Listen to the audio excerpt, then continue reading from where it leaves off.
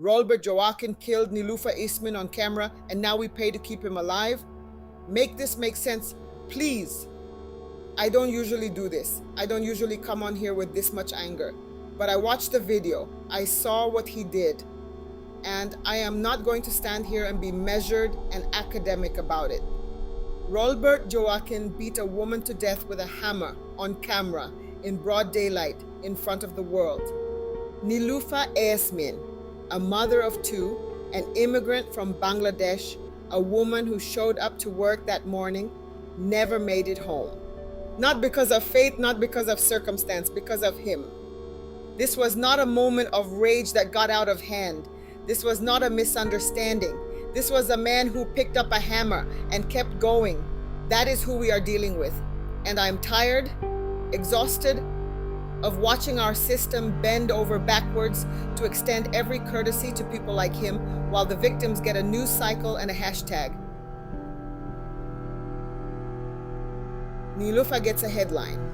He gets due process, appeals, a cell, 3 meals a day, and decades of taxpayer-funded existence on death row.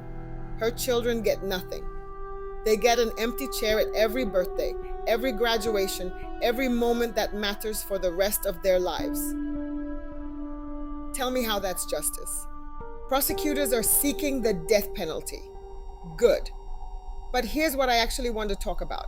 Why does it take 15, 20, sometimes 30 years to carry out that sentence? We have the video, we have the evidence, we have a dead woman and a man who killed her in plain sight.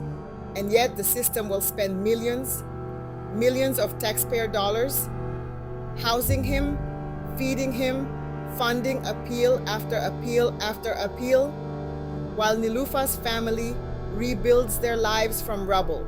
I'm not being callous. I believe in a justice system that works. But I also believe that justice delayed this long stops being justice and starts being an insult to the people left behind. Her children will be grown before this case is fully resolved. Grown. With a mother they had to bury before they were ready. And before the internet does what it always does, let me be clear, this is about him, Rolbert Joachin. One man, one monster. Not Haitians, not immigrants, not any community. When people try to make this about everyone except the man who actually swung that hammer, they are doing him a favor. They are scattering the blame so thin that nobody is held fully accountable. I refuse to do that. He did this, he carries this, full stop. Nilufa Easmin should still be here. Her babies should still have their mother.